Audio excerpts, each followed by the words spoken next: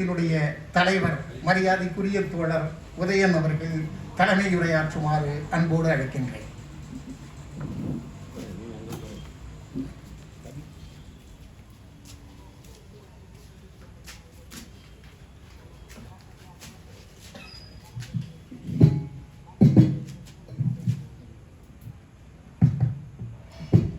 மொழிப்போர் ஈகியர் நாளை முன்னிட்டு இந்த தலைப்பை நாம் தேர்ந்தெடுத்தோம்.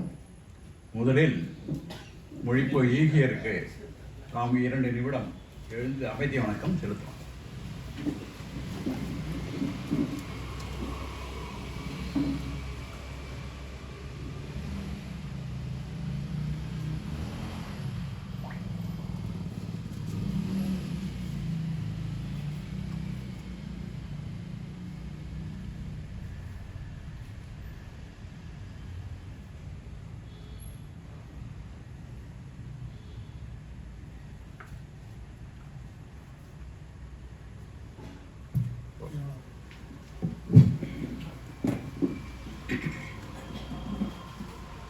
அன்பார்ந்த தோழர்களே, தலைவர் உள்ளிட்ட அனைவருக்கும் முதற்கு என்னுடைய வணக்கத்தை தெரிவித்துக் கொள்கிறேன். மொழிப்போர், தமிழ்நாட்டிலே மொழிப்போர் என்றால் இந்தி திணிப்புக்கு எதிராக நடந்த மொழிப்போர் தான். அதுதான் நம்முடைய வரலாறு, இந்தி திணிப்புக்கு எதிரான மொழிப்போர். இந்த மொழிப்போருக்கு ஊற்றாக இருந்தது எது என்றால் நிலப்போர். நிலப்போர் தான் இந்த மொழிப்போருக்கு ஊற்று. நாம் பார்க்க போனால் நம்மளுடைய தமிழக வரலாற்றில் நாம் சேர சோழ பாண்டியர்களுடைய வரலாறை பார்க்கிறோம். இந்த சேர சோழ மன்னர்கள் ஒருவர் போரிட்டு ஒருவர் நிலத்தை ஒருவர் நாட்டை பிடிக்கிறார்கள். சோழன் தன்னுடைய எல்லையை விரிவுபடுத்துவதற்காக அண்டை நாடான பாண்டிய நாட்டின் மேல் போர் தொடுக்கிறான்.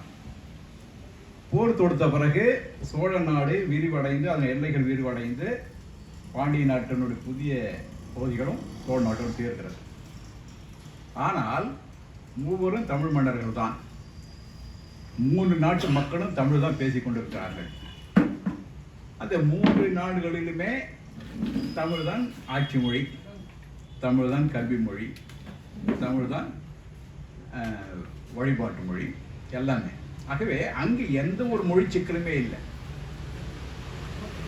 ஒரே மொழியை சேர்ந்த மன்னர்கள் ஒருவரோடொருவர் போரிட்டு நாட்டை பிடித்தாலும் கூட, இந்த ஆட்சி அதிகாரம் மாறினாலும் கூட அங்கே எங்குமே மொழி சிக்கல் என்பது இல்லை.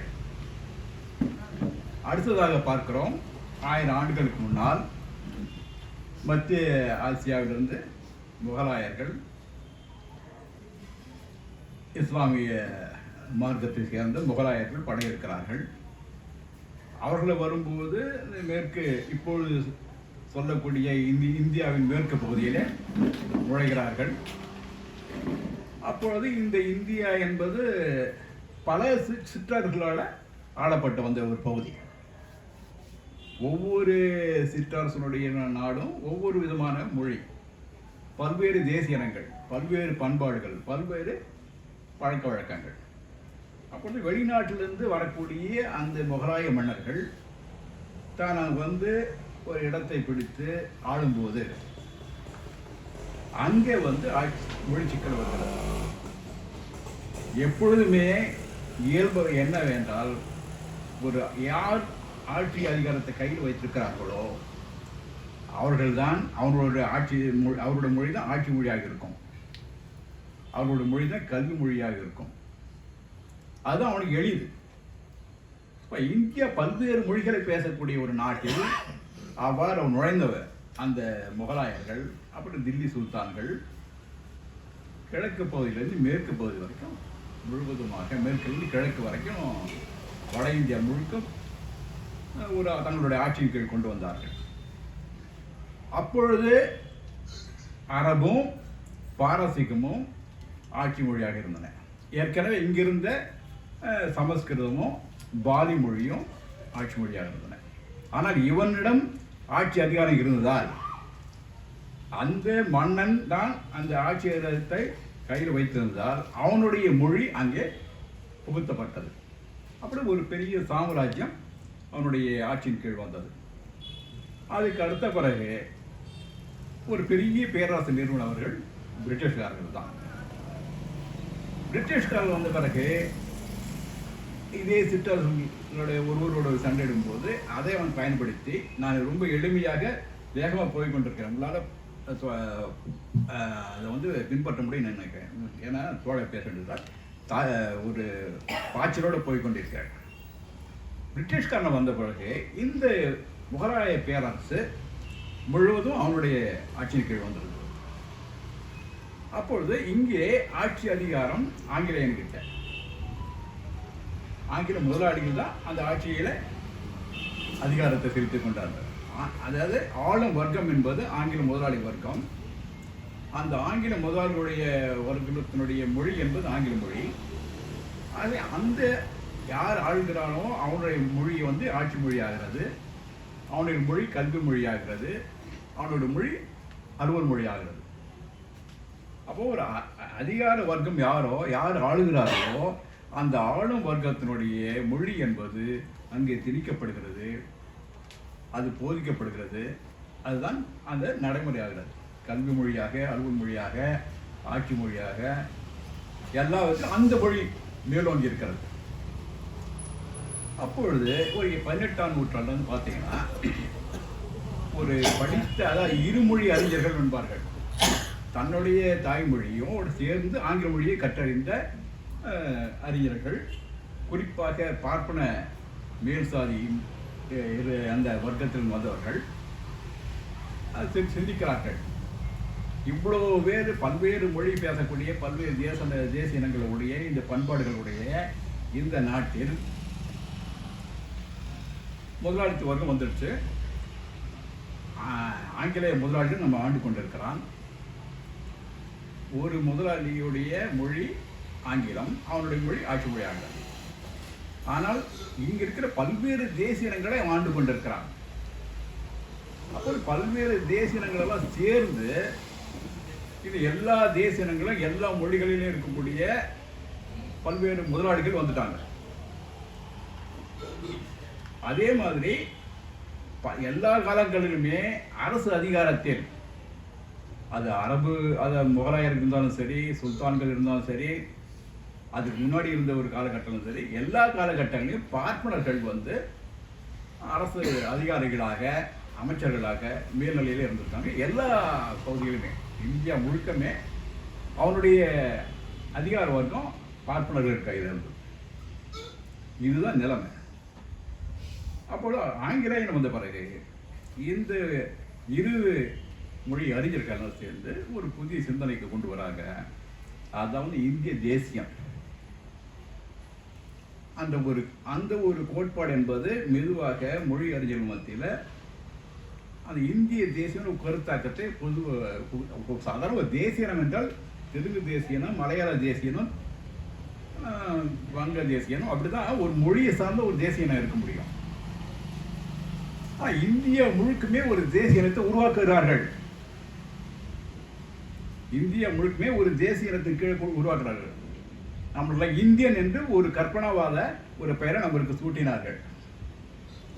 தமிழர்கள் இருக்கிறார்கள், கன்னடர்கள் இருக்கிறார்கள், தெலுங்கர்கள் இருக்கிறார்கள், இந்தியன் என்று யாருமே இல்லை.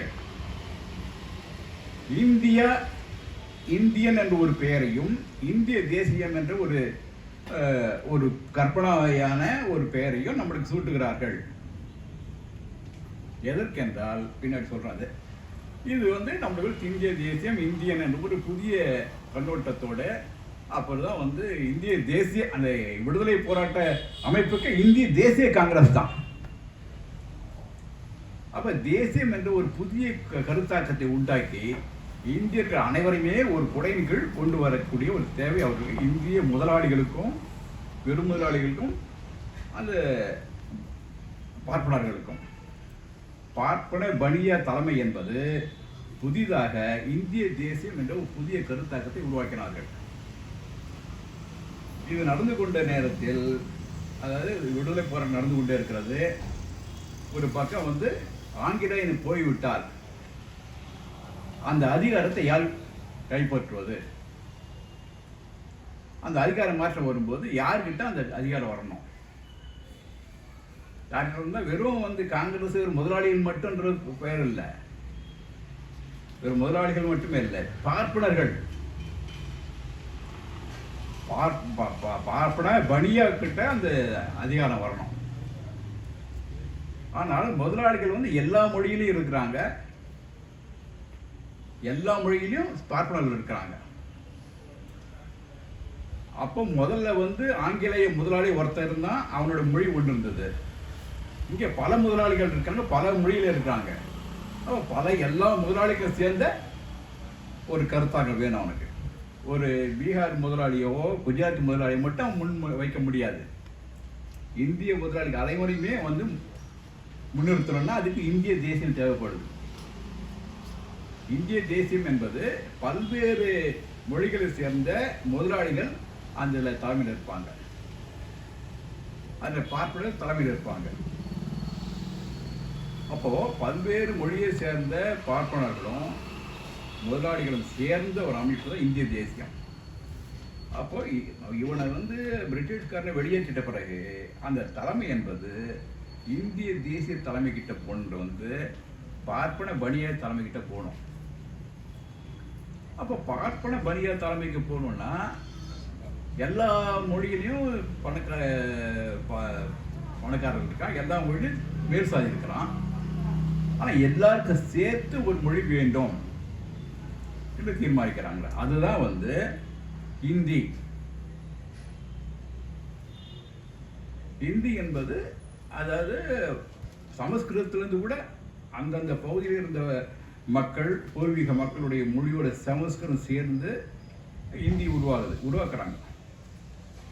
உருவாக்கப்பட்ட ஒரு ஹிந்தி அது சமஸ்கிருத வரி வடிவத்தில் ஒரு எழுத்தை கொண்டு வந்துட்டு முதல்ல ஹிந்தியை கற்றுக் கொடுப்போம், அதுக்கப்புறம் மெதுவாக சமஸ்கிருதத்துக்கு போகலாம் என்பதுதான் எங்களுடைய இது. ஆகவே எல்லாருக்கும் சேர்ந்த ஒரு மொழி. இது டாட்டாவுடைய மொழி ஹிந்தி இல்லை, இப்போ இருக்கிற அதானி அம்பானியுடைய மொழி ஹிந்தி இல்லை, வங்கத்தில் இருக்க முதலாளி ஹிந்தி இல்லை. ஆனால் இவருக்கு எல்லாருக்கும் சேர்ந்து ஒரு ஹிந்தி என்ற ஒரு மொழியை உருவாக்கி, ஏன்னா அவன் ஆட்சி பண்ணணும், ஒரு மொழி தேவைப்படும் அந்த முதலாளிக்கு.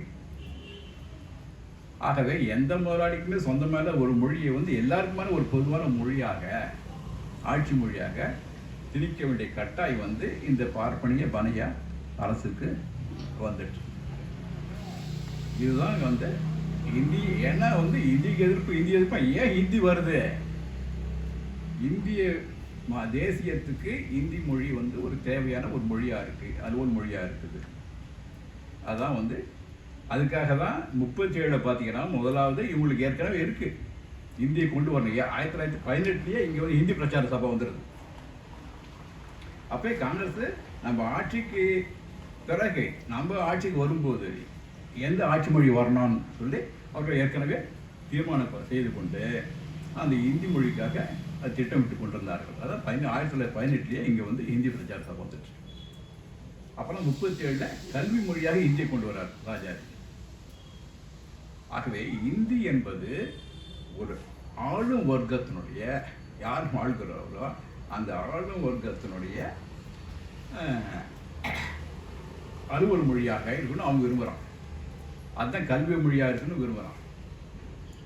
அப்போது இந்தியா இப்போ இங்கே ஆளும் வர்க்கம் என்பது ஒரு தனிப்பட்ட முதலாளி இல்லை, ஒரு தனிப்பட்ட சாதியை சேர்ந்தவன் இல்லை.